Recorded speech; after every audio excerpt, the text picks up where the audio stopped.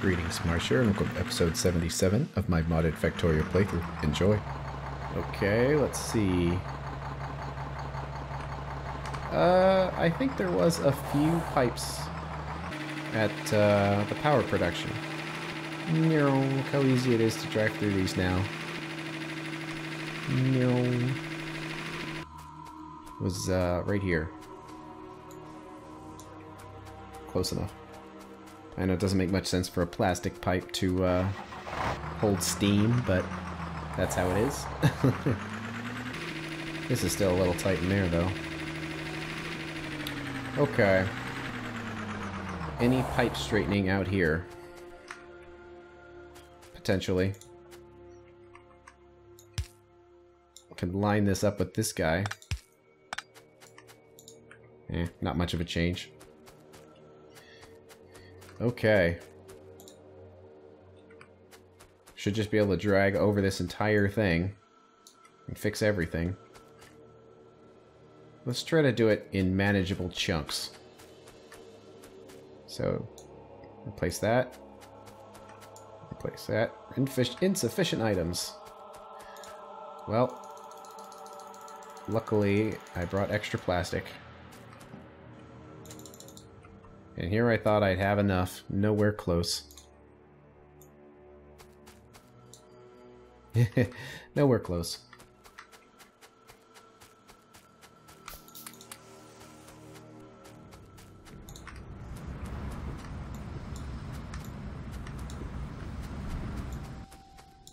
Okay, all of that. Now the daunting task of replacing all of this.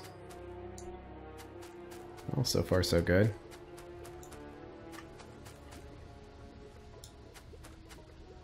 Insufficient items already.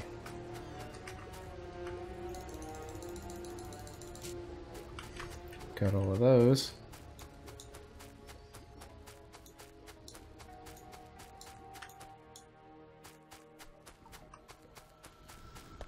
And then down here we had these stone pipes.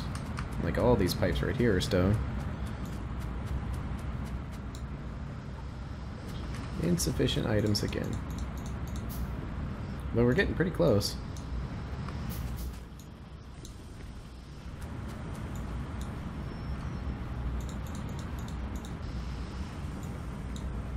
There we go.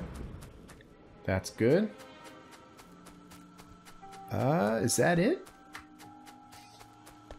Has our factory finally been rid of the menace that is stone pipes? Might be. Well, we need to get some sapphirite. Okay, well, we might as well clear this whole thing, because it's going to be quite some time before we're mining from here again. Does this power line need to be there? Nope. Yep. It might be better to come through here instead.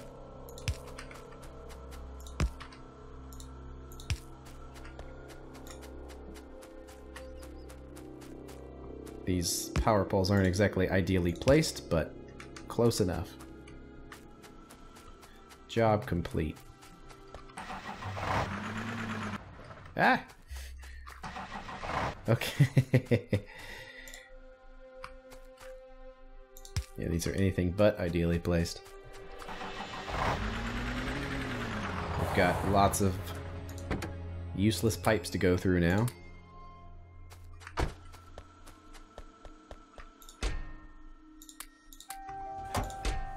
Oh yeah, something's very familiar about this. It's almost like we've done it before.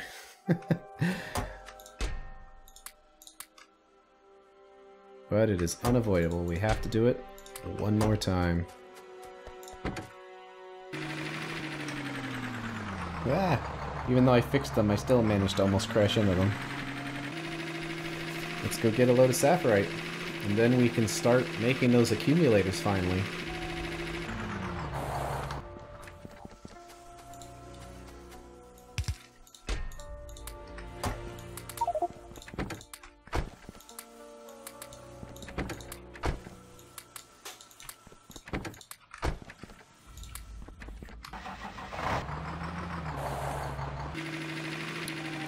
Okay, sapphirite. Well, I've already kind of got a space right here, so why not just kind of smoosh it in there? We need a sapphirite silo.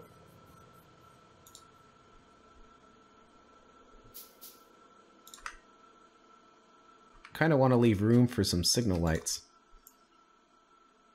So let's pick those up. Let's space it one space over. Hopefully that's enough space. And the sapphirite silo can go right here, and then... Yes, this will work.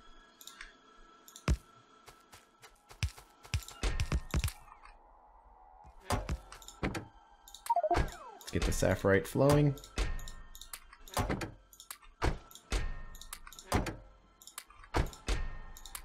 Yeah, I don't know if I mentioned it, but we can't mine this right now because we don't have the second tier of prospecting, so we're just going to have to leave this patch unmined for now.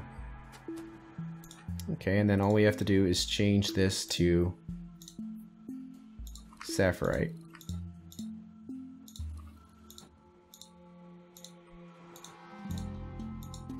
And the signal wire.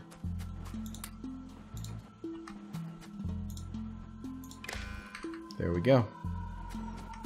Look at it flow. Look at the iron go. Looks great. Let's check something else real quick. How is mineralized water? Okay, it's at 40.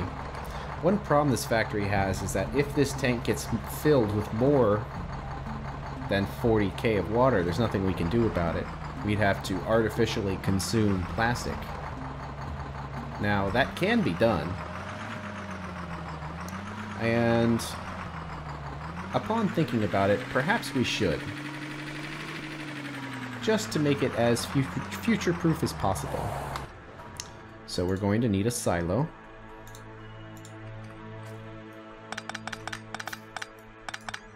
Two loaders.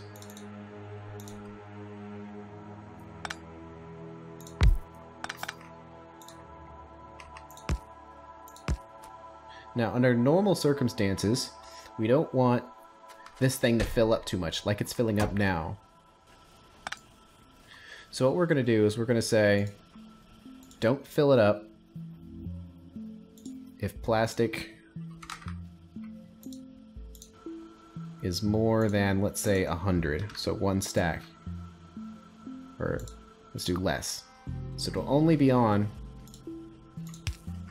There we go, if that has less. However, we need a way to force these machines to run in the event that we have too much mineralized water. So I believe actually this is a more advanced circuit network setup, not something quite as simple as this. So we have two different conditions which we want this belt to run. And if either condition exists, we want it to run. So let's say green. Green has to be more than 0. Now this first one is just going to be hooked up to the tank, or to the silo itself. And it's going to say output a green square if plastic is less than 100.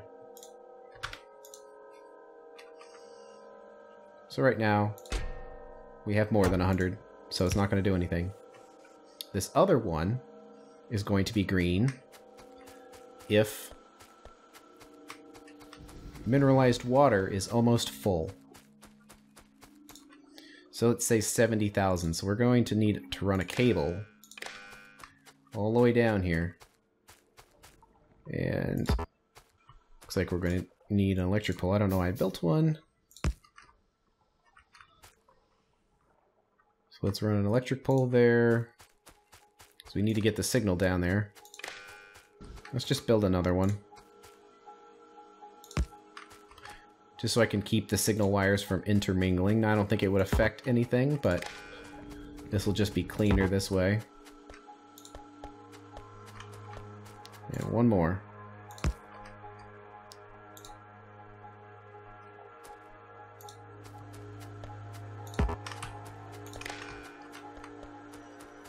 Is that going to reach? Nope, it has to be yet one more, although we could just combine it there. So there we go, we have our 40k of mineralized water on the signal and 195 bars. So that one is for the bars, if the bars are low, enable. And this one is if mineralized water is really high, so more than 70,000. Output a green square. So neither of those conditions exist, so this is going to stay static. But you see, if we consume till we have less than 100, see now it's running. And if we had more than 100, it stops. So there we go. That's a small change, but you know, if we're not using very much plastic, over time that mineralized water is going to build up as a part of our water treatment. So now that doesn't matter. Okay, let's make some batteries. Batteries are made either in a chemical plant or an advanced chemical plant. What the chemical plant will do, so let's just use that.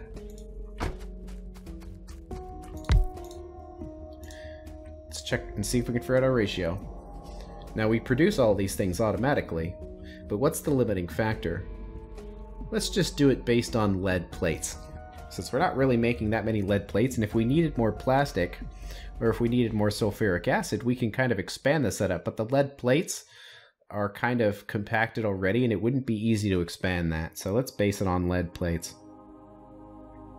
It needs 2 lead plates every 5 seconds. And it runs at a speed of 0.1 or 1.25. So that's half a lead plate a second. And since we have 6 plates a second of output, that means we can support 12 total plants. Okay, we don't need to worry about putting it in the exact spot. Let's just make it clean. So we want to make batteries. Let's rotate these around so the hookups are in the middle. Oh, I click steel because I'm like, which one is stone? It doesn't matter. It doesn't matter anymore. We can do something like this.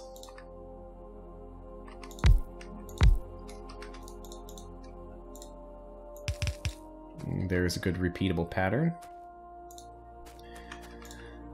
So lead and plastic come in, and batteries are going to come out.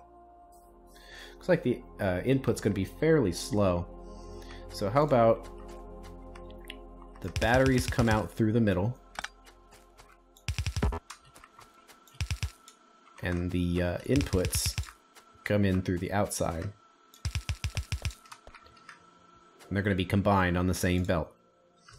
So that's going to be 3 items every 5 seconds times 1.25, so 0.75, so a yellow for all positions will be fine here.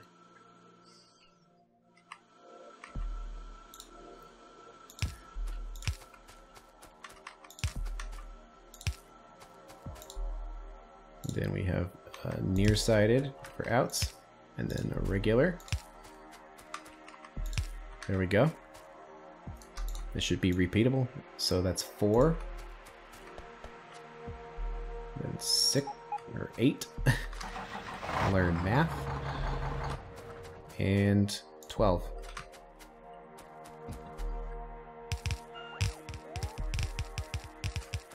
Okay, let those do their thing. Let's pick up some more resources.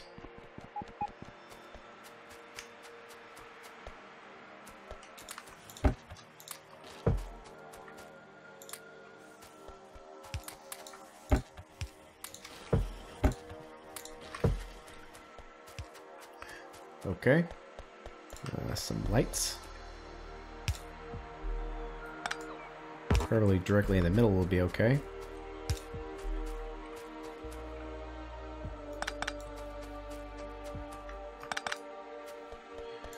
So these will combine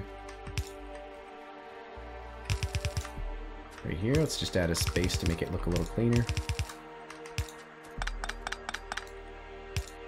There's that, and then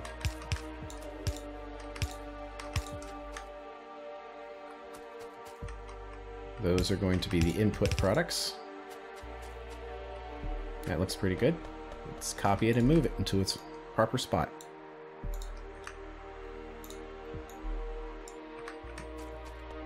That spot should be right there. So we need plastic and lead. Well, first we got to get lead down here. It's been a while since we've used it, so it's all the way out here. Also, the manufacturing of lead is going to provide us with slightly more sulfur to make batteries. So it's not enough to fully support battery making, but it does help.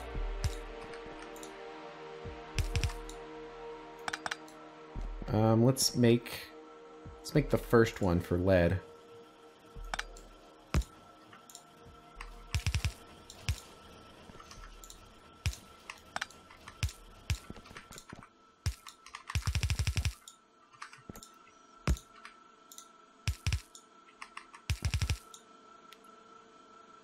And let's make the second one for the plastic.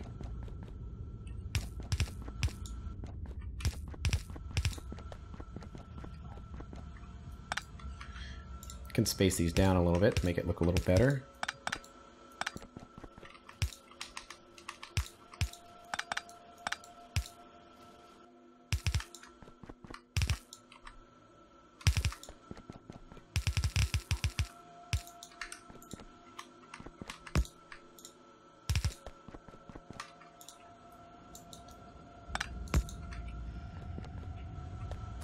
Although I used plastic pipes because I'm just so excited to use plastic wherever possible, but actually steel was the correct material here because this is a liquid.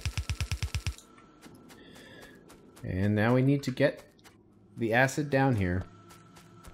Yep, look at that thing go. It's flickering just because stuff is quickly entering and leaving the silo. Probably the best way is to bring acid along with this water pipe right here.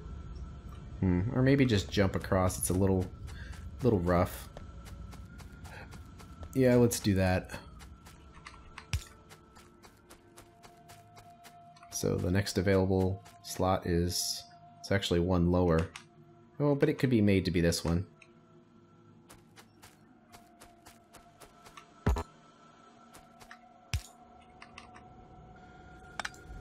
Move this one lower.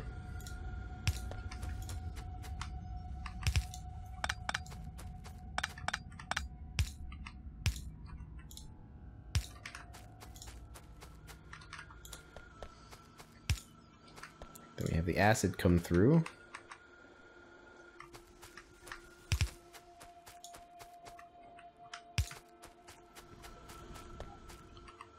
So let's have it come in through there.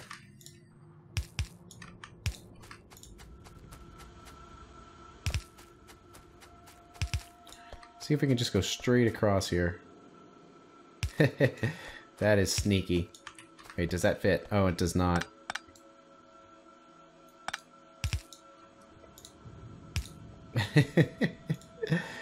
That is not particularly clean in the slightest.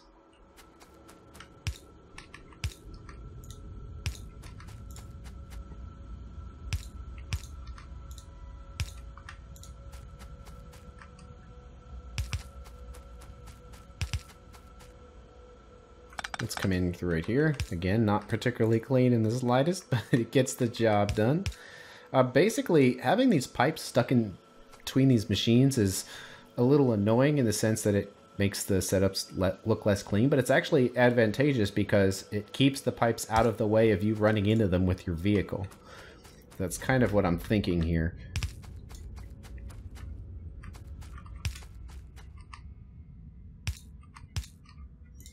And then boom, now we're making batteries. Look at them go. Power usage is okay. Okay, let's place the batteries on the belt. Probably right along plastic.